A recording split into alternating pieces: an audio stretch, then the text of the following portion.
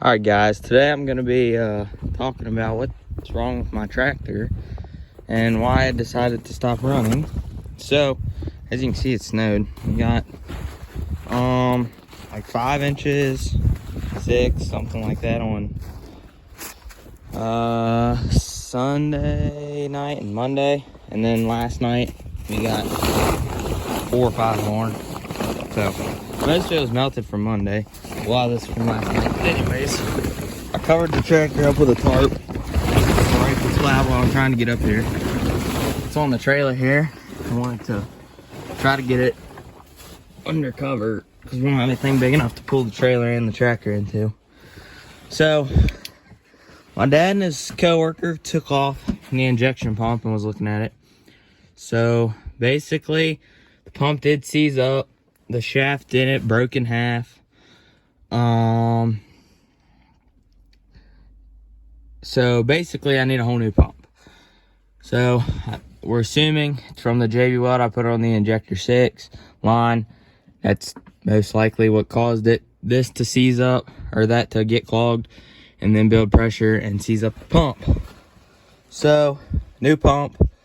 I haven't found any that are in stock, but they rougher older ones that just work, they're about 500, and the ones that are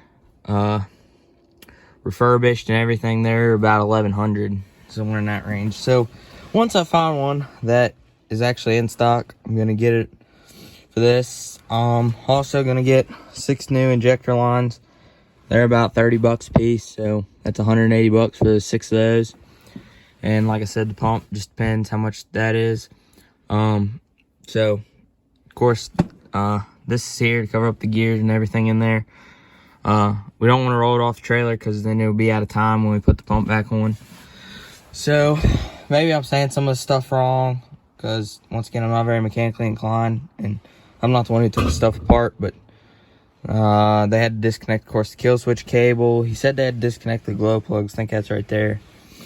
I'm not exactly sure. I guess that's the fuel that goes in, or maybe that is. I don't know. Like I said, I'm not good at this stuff. But anyways, they did get it off, and luckily they said it wasn't very hard to get off or nothing. It's just gonna be getting a new one and wait for it to come in, and then they're gonna put it back on there for me. So I called the injector place. They said to get these checked, each injector is $3 to make sure they're building pressure, make sure they're not clogged, that kind of thing. So that'll be $18 for 6. That's not, I don't think that's very expensive. It seems pretty cheap to me.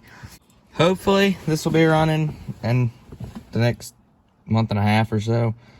Because like I said, I still got to order the parts and take these to get checked. And they got to put it on here whenever they have time. But yeah, I was hoping it just needed a rebuild. It went bad, but nope, that was not the case. Once again, it's probably my fault from putting the JB Weld on there. There's a chance it's not, but it probably is. So, you know, I could have just bought a $30 line and not had this problem, most likely. But, you know, things just got to be difficult sometimes. It's my fault. Trying to think what else. So, of course, I'll have to get new O-rings for the injectors once I take those off and put them back on and everything.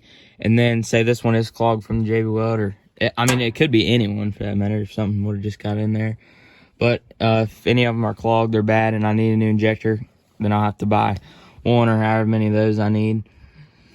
So, definitely not a cheap project, and not a project I really want to have to deal with. Of course, I wish this thing was still running. If it was, I'd have been plowing snow with it. I've been plowing with the skid steer and the Oliver. Which they work fine. I just wanted to try this out, but it ain't the end of the world. There's always next year. And yeah, so like I said, hopefully my goal is to have it running by the end of February again, but I'm not sure if that'll happen or not. It all depends. That's all I'm gonna put in this video. I just wanted to give like an update now that, because when I made the last video we didn't know what was wrong with it, so now that we do, I figured I'd just let anyone who cared know. My covering job wasn't the best. Of course, it's held together by zip ties. But I just wanted to get this thing undercover, especially not get watered down in up there where it's tore apart. But hopefully we'll get her running again soon. We can get back to using her, having fun with it.